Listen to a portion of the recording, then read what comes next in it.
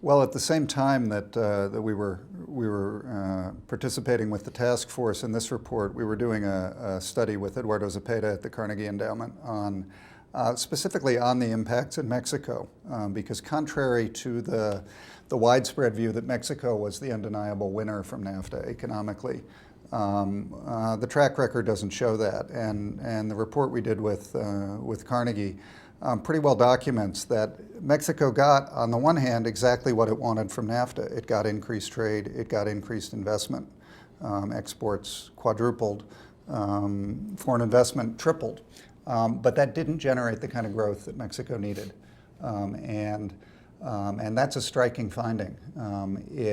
Mexico grew at only about 1.6% a year during the NAFTA period, which is very slow by Mexican historical standards, very slow by the standards of other middle-income countries with which Mexico is competing in the global marketplace.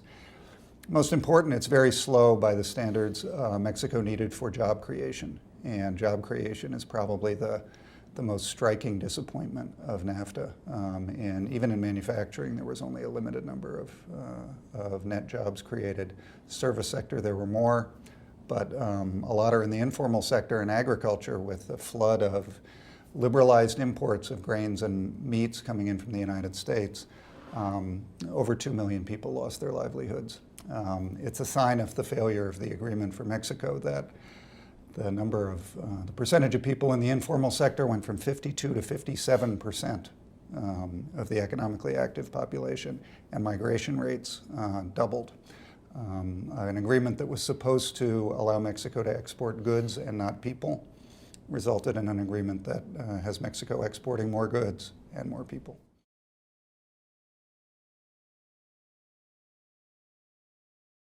We have lots of very specific recommendations on not only how to improve NAFTA, but to set a course for 21st century trade agreements. Too many to really get into now. We've got specific recommendations on agriculture, on manufacturing, on services, on intellectual property and public health, on labor issues, on environmental issues, and again, too many to go into all the details now. It's a comprehensive study that one can get at the Pardee Center's webpage. But let me talk about the investment rules, because those are the ones that are perhaps the most grave and the most need of being changed. Interestingly, as Tim just noted, foreign investment into Mexico after NAFTA tripled. They got a heck of a lot of foreign direct investment. But what's ironic is that when foreign firms came to Mexico, they crowded out or wiped out many of their domestic counterparts. And the government wasn't there to be able to step in and fill the gap. So that while foreign investment increased, total investment in Mexico actually decreased, and it's only about 19% of GDP. Most economists agree that you need 25% of GDP in total investment in order to grow.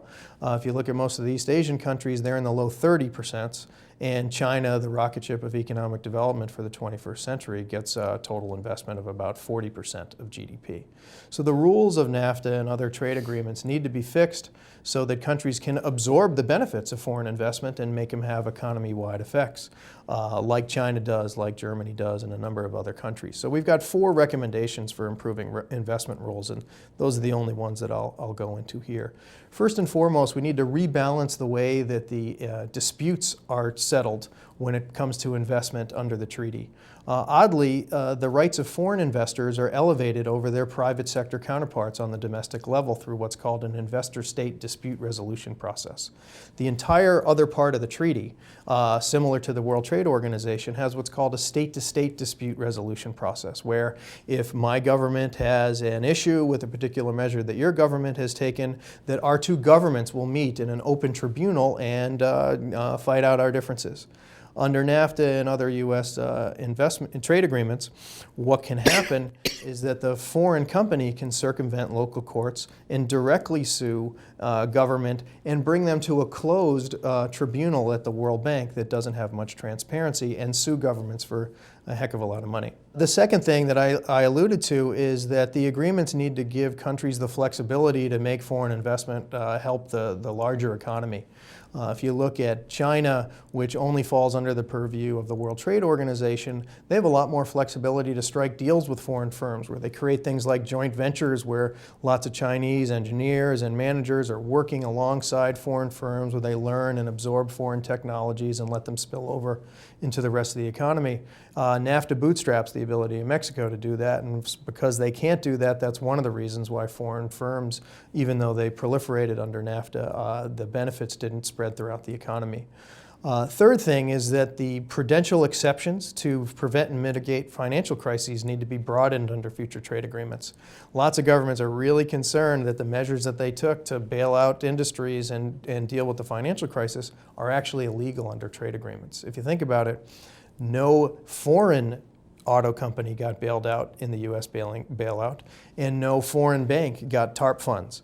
Well, that violates some of this for fundamental spirits of trade agreements, and there's a big discussion going on right now in the trade community about making sure that we broaden prudential exceptions so the countries have the full flexibility to get out of financial crises. The last key recommendation is that the United States and future trade agreements have to codify the proposal that a U.S. government had when they won a case against Canada to protect our environmental laws. A Canadian gold company sued the Californian government for an environmental provision that made a Canadian gold company clean up the environmental mess on one of its sites. The Canadian company said, oh, that creates an unstable regulatory environment, and new changes in regulations weren't foreseen by us. That's new cost by us, and that's illegal under the agreement. And they tried to take us to one of these private World Bank tribunals. Luckily, the United States won. We said no, fair treatment for firms should be seen as much more narrow, making sure they have their property rights and so forth. And we need to codify that finding into our future trade agreements so that we can be on a more level playing field. Our competitors in Germany and China and Brazil, India, South Africa, countries across the world don't have the restraints that I talked about that the US, Mexico, and Canada have under NAFTA.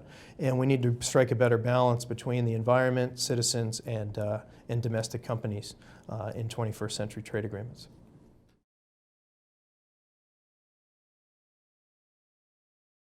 Agriculture was a contentious issue going into NAFTA. It was controversial mainly because Mexico still has a large number of subsistence producers and small-scale producers and medium-sized producers of foodstuffs that the United States produces in large supply and has exportable surpluses.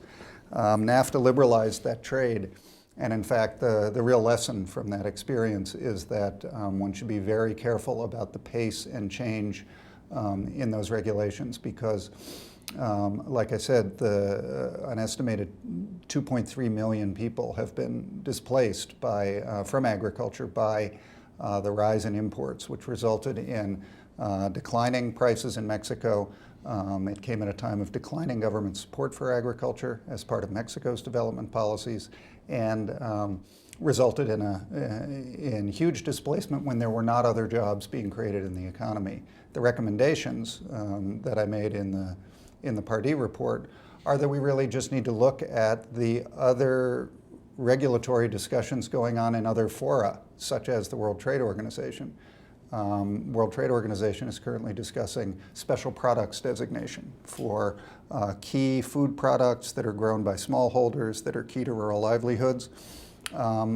Developing countries should have the right to protect those sectors.